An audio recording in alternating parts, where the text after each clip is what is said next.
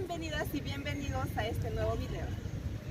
Somos estudiantes del Instituto de Educación Superior Pedagógico Público Toribio Rodríguez de Mendoza. El objetivo de este video es dar a conocer la cultura que representa la región Amazonas. ¿De qué cultura estamos hablando? De la cultura chachapoyas. Para ello tenemos un invitado especial, quien es el doctor Peter Thomas Lerch, un gran conocedor de este tema, el cual va a resolver nuestras dudas y preguntas. Acompáñenme. ¡Vamos! Es un grato honor en esta entrevista tener a un invitado especial que ha realizado muchas investigaciones acerca del origen de Chachapoyas. Y es un placer tenerlo aquí y nos gustaría, por favor, que se pueda presentar ante las cámaras. Bueno, mi nombre es Peter Thomas, el apellido pobremente hay uno nomás, Lerch. Nacido en Alemania, peruano desde 1993, entonces, como la vez pasada ya les conté, les informé, más peruano que acá, ustedes. Entonces, de ahí vivo, acá en la zona, investigando, trabajando, y ya pues, en este estamos. Según sus investigaciones, ¿cómo es que nace la cultura chachapoyas? Ya, primero hay que empezar con la presencia humana antes de entrar al tema chacha. Sabemos por intermedio de investigaciones arqueológicas que el ser humano ya estaba presente 12.000 años antes de Cristo, acá en esta zona. Después, como no hay muchas investigaciones arqueológicas, hay evidencia arqueológica múltiple de diferentes estilos, influencias de cerámica, ¿no? Diferentes estilos. Entonces, y de ahí aparece lo que consideramos chacha de golpe, la arquitectura chacha con las famosas estructuras circulares 800 después de Cristo, ¿no? Pero suponemos que lo que fueron considerados como chachas después de 800 después de Cristo ya vivían antes acá, ¿no? Entonces, 12.000 años antes de Cristo no sabemos quiénes eran, ¿no? Después, algún momento aparecen los chachas, ¿no? Y esto es, según las investigaciones genéticas, ya 5.000 años antes de Cristo, ¿no? Ya había gente acá que destacaban de otras etnias del mundo andino por ser un poco diferentes en su apariencia física, más pálidos, por decir, los cronistas dicen, los indios más blancos que han visto en las Américas, ¿no? Como César de León, por ejemplo. Después sabemos, por intermedio de las investigaciones arqueológicas y también hay una coincidencia con las investigaciones genéticas, 1500 antes de Cristo llega gente de la cuenca amazónica, más que todo de la cuenca del río Guayaga, acá, portadores de un nuevo estilo de cerámica, y ellos, estos grupos étnicos del Guayaga, se mezclan con esta gente que ha vivido por miles de años en aislamiento en esta zona, y esto genéticamente y culturalmente es el producto chacha, ¿no? Y esta gente que ha llegado del Guayaga eran portadores de una cerámica típica para esta zona, llamada cerámica cuelapense, y esta cerámica es típica para la Amazonía en total, no solo la peruana, es un estilo de cerámica fuera de lo común para el mundo andino, es una cerámica burda con apliques, etcétera, etcétera, ¿no? Esto más o menos es el escenario de de la evolución humana y cultural hasta 800 después de Cristo. Y de ahí, como ya dije, de golpe empezó lo que se considera chacha, cultura chacha. Ya, doctor, ¿de dónde proviene el nombre de los chachapuyos? Ya, entonces, Chachapuyo, Puya, es una creación incaica. Los grupos que vivían acá, 800 después de Cristo, hasta la llegada de los incas en 1470 más o menos, con Tupac Inca y Yupanqui, eran grupos independientes entre sí, que vivían por clanes, no había una organización piramidal o vertical acá, sino vivían de manera egalitaria entre sí, ¿no? Entonces llegan los incas en 1470 más o menos y dicen, bueno, crean una nueva provincia. ¿Y por qué? ¿Cuál era su criterio? Porque estos grupos que mencioné tenían culturalmente algo en común, ¿no? Entonces tenemos, pero por esta razón, por tener algo en común, no se puede hablar de una cultura chacha, sino de un conjunto cultural chacha, ¿no? Entonces hay elementos como los frisos de zigzag, de rombo, de greca, eso tenían en común todos, pero había diferencias locales en la provincia de Luya con los sarcófagos que no se encuentran ni en Lemebamba, ni en Patas, ni en Levanto, por ejemplo, ¿no?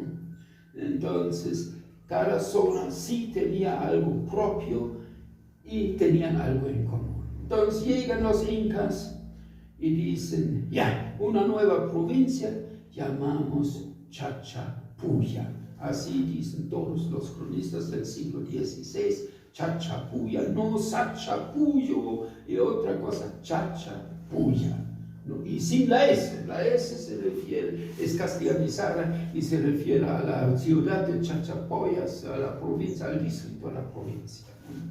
Ya, llegan, encuentran algo en común y buscan aliados, por supuesto, para poder dominar estos grupos múltiples encuentran más aliados en la zona de Patas en el sur hasta Levanto. En este corredor del sur al norte encuentran gente aliada, ¿no? En sí lo que es Chacha hubiera iniciado esto con el control territorial de lo que se llama Chacha o con los límites geográficos de la provincia incaica de los Chachapuya. Era en el occidente el río Marañón, en el sur la provincia actual de Patas, en el departamento de la región La Libertad, y en el norte Bagua, en el este el río Huallaga. Esto es más o menos el marco geográfico donde se desarrolló esta cultura o este conjunto cultural. Entonces llegan los incas y encuentran gente que quiere colaborar con ellos. Esto era esta mencionada franja de Patas en el sur hasta Levanto. Mientras, bueno, conquistan al total de la provincia los incas. Ahí comienza a ser un poco complicado todo este marco geográfico que diseñé, o mencioné, era la provincia Chachapuya de los incas. Los colaboradores en esta franja sur al norte de Patas hasta Levanto. Los demás fueron conquistados y dominados, pero ahí, según los cronistas o las fuentes históricas, se producen más rebeliones contra el Estado inca, ¿no? En la provincia de Luya, en la provincia, lo que es ahora Bongará, el Alto Imasa, ¿no? Entonces ahí eran los focos de resistencia, y acá eran más o menos en esta parte leal con el Estado inca, relativamente leal. Había pequeñas rebeliones, pero no tanto como en Luya y Alto Imasa. Para seguir con la entrevista, la siguiente pregunta es, bueno, de acuerdo a sus investigaciones, ¿no? Usted, ¿por qué los chachapoyas decidieron establecerse en esta zona en específico? Ya, entonces mencioné la genética. No sabemos qué ha pasado exactamente 5.000 años antes de Cristo, y por las pocas investigaciones, toda información es relativa. Habían pocas investigaciones arqueológicas por ahí, por allá, pero para tener un panorama seguro es muy difícil, ¿no? También, mayormente son investigaciones arqueológicas, poca investigación etnohistórica, por ejemplo, todo lo que es la colonia, la llegada de los españoles hasta la batalla de Iguazú, es un papel en blanco, casi no hay estudios acerca, todo lo es virreinado. Pero volviendo al tema de por qué han escogido, había obviamente, según las investigaciones genéticas, había un movimiento del norte al sur por esta parte de poblaciones, y se ha separado una parte de una población por X razón y se ha quedado acá. Este grupo seguía hacia el sur, donde es actualmente Chile. Entonces quedó un grupo 5.000 años antes de Cristo acá en cierto aislamiento. ¿Por qué? No sabemos. Y después llega pues el otro grupo, 1.500 años del Guayaga. No sabemos por qué, tal vez por conflictos entre grupos, había mucha población, sabemos. Antes pensábamos que en la Amazonía había poca población, pero ya hay nuevas investigaciones arqueológicas, había mucha población en toda la cuenca amazónica, y puede ser que habían peleas, guerras entre los grupos étnicos, y han salido de la Amazonía encontrándose con esta gente que vivía miles de años en aislamiento, ¿no? Esto es una posibilidad, ¿no? Que tiene alguna lógica, ¿no? Pero más no se puede decir, ¿no? Continuando con la entrevista, la siguiente pregunta sería, como ustedes nos ven explicando, ¿en qué se caracterizaba, o bueno, en qué se caracteriza la cultura chachapoyas de otras culturas? Ya. Entonces, ustedes habrán escuchado de la historia andina, de la arqueología, que se ordena la historia andina en horizontes y tiempos intermedios, ¿no? Entonces había el horizonte temprano chavín, había el horizonte huari y el horizonte inca. Siempre cuando se expandían las culturas había un horizonte y un tiempo intermedio entre la expansión de estos estados, ¿no? Expansivos. Entonces, Chacha se desarrolla después de Huari y antes de los incas, ¿no? Entonces, en esta zona es el llamado intermedio tardío, ¿no? Entonces, 800 después de Cristo, Huari colapsa, el estado Huari, y se desarrolla lo que conocemos por su arquitectura, casas circulares de otras culturas. Entonces, en el ámbito andino había abundancia de culturas locales que construían sus edificios, sus casas de manera circular, ¿no? Y igual como los chachas. Sabemos de los Wari, de los Huanca, o grupos étnicos en el Ecuador, en Bolivia, con casas circulares. Pero acá la única diferencia, sí, casas circulares, son los frisos, ¿no?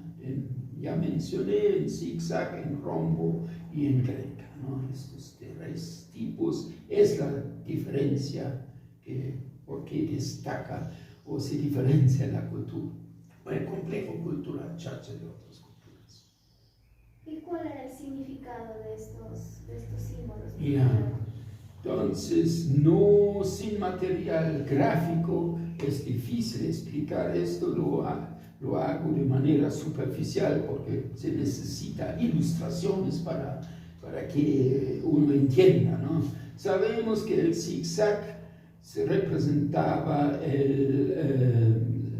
la serpiente, la machacuay, la serpiente, la greca, el mundo femenino de la defensa de los alimentos, y el rombo igual, la femenino defensa de los alimentos, mientras la mencionada machacuay era de género o en la concepción masculino, ¿no? Entonces, según el orden andino, donde se observa siempre un sistema dual, un concepto dual de izquierda, derecha, arriba, abajo, masculino, femenino, tenemos un elemento panchacha, por decir, en todas partes del zigzag, y en la parte sur de Leimebamba, el zigzag con la greca, en la parte norte, a partir de Leimebamba hacia el norte, el zigzag con el rombo, ¿no? Como se ve en escuela P, no escuela. Ya, entonces siguiendo con la entrevista, tenemos la siguiente pregunta: ¿cómo conquistaron los incas a los chachapoyas? Ya, entonces, tenemos una característica geográfica, topográfica, acá en la zona, porque los chachas se han desarrollado de manera excepcional, es por el cañón profundo del río Marañón, ¿no? Es un límite natural que nos aísla del resto, en nuestro caso actual, del Perú. Y esto sabían los incas. Si entramos por balsas, por decir, va a ser muy difícil conquistar, porque llegamos de balsas 900 metros sobre el nivel del mar, calla, 3.400, 500, y de ahí es una fortaleza natural, la zona ocupada por los chachas. Entonces los incas dijeron, ni tontos, vamos a conquistar del sur al norte de manera paralela esta zona, para ir evitando el cruce del río Marañón, ¿no? Entonces, por eso, veniendo de Huánuco, pasaban por lo que es ahora Tayabamba y llegaban a Piaz, y de ahí se encontraban con los guerreros chachas. Entonces, cuando los chachas vivían de manera, como mencioné, separados uno del otro clan, pero cuando había una amenaza se juntaban, se aliaban para defender su territorio frente a una amenaza. Entonces, en el lugar, la zona de Patas, habían los primeros encuentros entre los valientes guerreros chachas, pero se enfrentaban con un Estado, con un ejército organizado, con experiencia. Entonces, con toda valentía no les ayudaba mucho a los chachas, porque el otro era un Estado bien organizado, con un ejército profesional organizado, con estrategias, ¿no?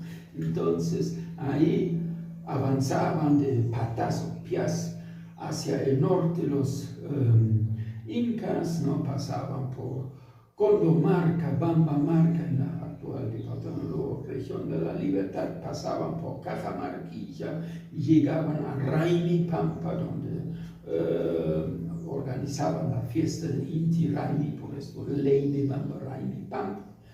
Y de ahí se sabe por los cronistas, ya los chachas se veían perdidos, y ya no ofrecían mucha resistencia, ¿no? El siguiente paso era por Suta, lo que es ahora anexo de la Jalca, pero se menciona Suta, y llegan a Levante, ¿no? Entonces, en todo este corredor del sur al norte, ya lo mencioné, buscaban gente que quería trabajar con el Estado Inca, ¿no? Y les nombraban curacas. Ahí nacen, se observa una nueva organización territorial por los incas, los famosos curacazos se organizan con gente clave, leal con el Estado Inca, ¿no?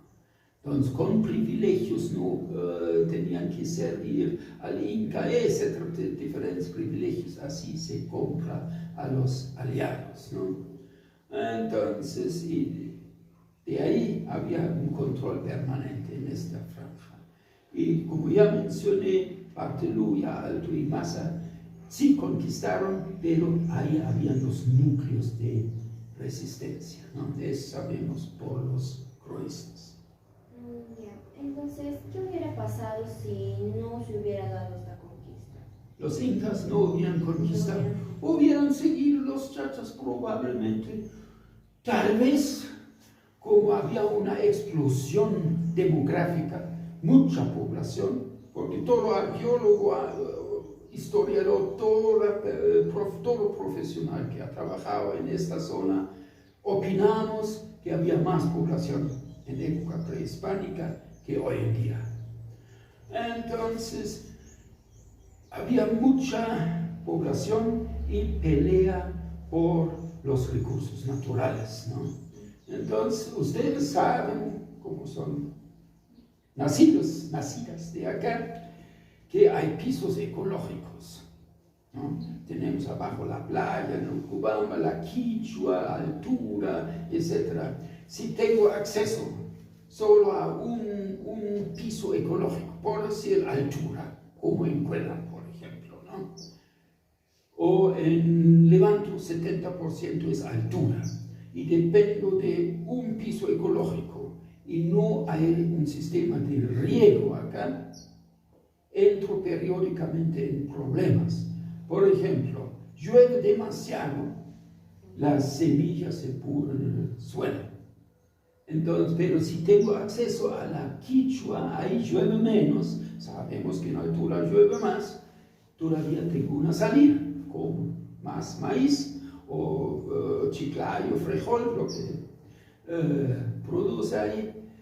Entonces, o hay sequía, tengo todavía la altura para mi sobrevivencia, porque en altura siempre se conserva más humedad, ya tengo todavía una salida con los tubérculos andinos, como es la papaoca y el cumacho, etc.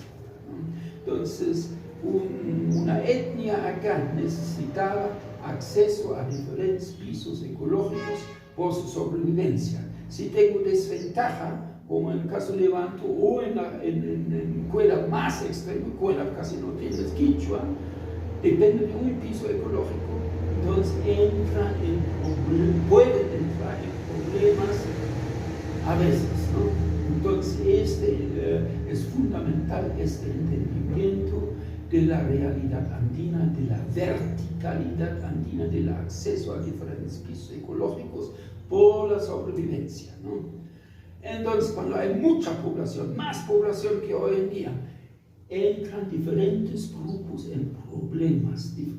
Por eso, cuando yo he recorrido esta zona más de 30 años, y cuando encuentro un sitio fortificado como Cuela, otros Pucara es sitio fortificado, me pregunto por qué acá hay tensiones.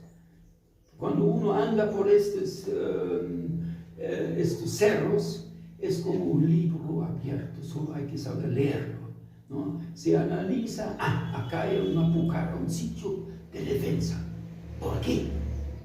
contra quién y por qué tienen que defenderse. Entonces ahí analizo los pisos ecológicos y llego a la conclusión, por allá tienen una desventaja, posiblemente atacan a este porque tienen más ventajas, ¿no? Entonces es un libro de tensiones, ¿no?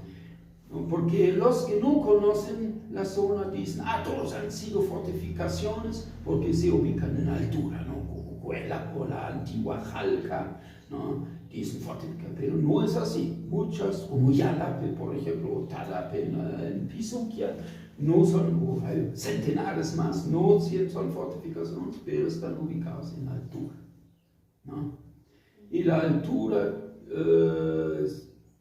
sabemos que en la Quichua no podemos almacenar nuestro producto agrícola porque se malogra, entonces tenemos que buscar una refrigeradora natural, que son estas yachtas en altura como Cuela, como Yalape, Talape, etcétera, Oyape, etcétera, etcétera, ¿no? Entonces, para poder almacenar nuestro producto, porque abajo no podemos, se lleva arriba. Entonces, todo esto es importante, el entendimiento, no solo concentrarse en arqueología, hay que meterse en todo para entender. Y de ahí es importante meterse al campo, ¿no? Yo les conté que en la Jalca nadie quería hablarme cuando llegué ahí, en el año 80. Y de ahí trabajé con los jalquinos en la chacra y de ahí nos hemos hecho amigos, ¿no? Trabajando juntos, no llegar como acá. Cuéntame de la cultura chacha. Bueno, yo estoy acostumbrado a eso, pero en la Jalca no hubiera resultado así, ¿no? Si hubiera llegado en aquella época, no había estos aparatos sofisticados, había la grabadora con el micro, ¿no? Cuéntame la historia de la Jalca, se hubieran asustado.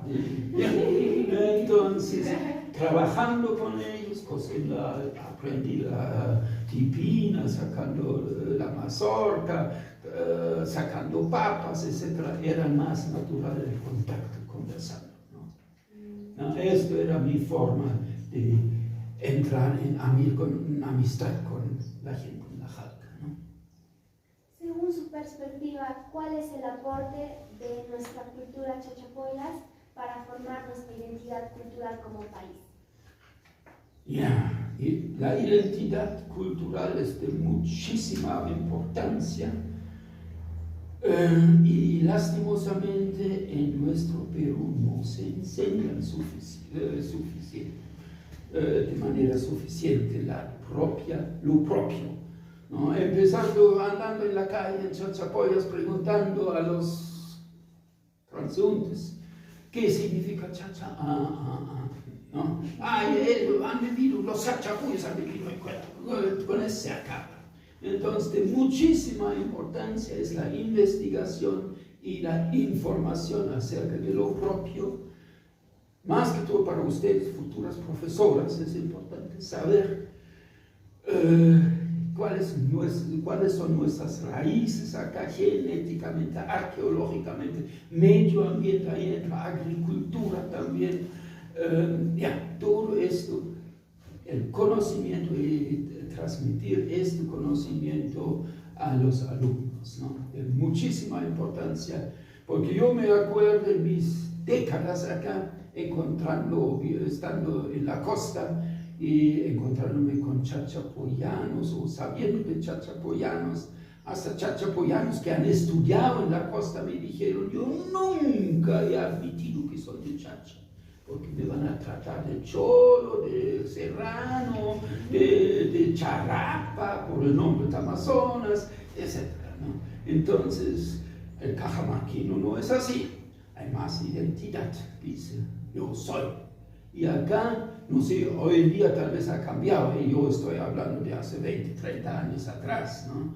La vergüenza de ser chacha, pero conociendo mi propia historia, todo esto, no tengo por qué tener vergüenza delante de un limeño pituco que se cree, no costeño, sino ya conozco mis raíces culturales, genéticas, etc.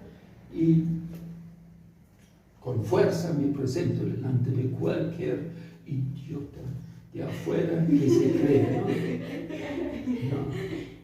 Entonces, esto es lo importante, conocer lo propio y sacar identidad con el conocimiento. Si no conocemos, ¿no? Si sabemos de los sachapuyos, del chumaychara, y el chisme del vecindario, ¿no? Nunca lo logramos, ¿no? Hay que profundizar la investigación y tomar interés, ¿no? En lo propio. Es lo importante. Entonces, para finalizar ya nuestra entrevista, agradecemos todo este conocimiento que nos ha compartido, porque, como dice usted, es importante conocer lo propio, lo nuestro, para formar nuestra identidad de manera integral, así poder lograr desenvolvernos en este mundo que nos rodea. Muchas gracias. Gracias a ustedes por su interés. Gracias por acompañarnos en este video. Esperamos que haya sido enriquecedor para nuestra identidad cultural y valorar lo nuestro.